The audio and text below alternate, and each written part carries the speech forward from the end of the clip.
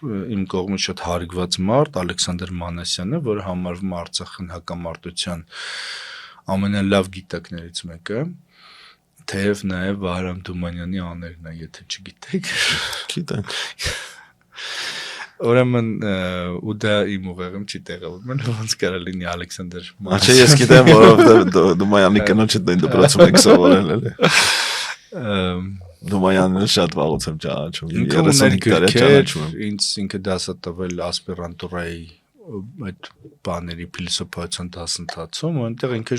ինչ որ բան հատկացնում էր Արցախյան հակամարտությանը, հիմնախնդրին, ու այդտեղ ինքը մի արտահայտություն արեց մի անգամ, որը 2005 թիվն էր դա էլի։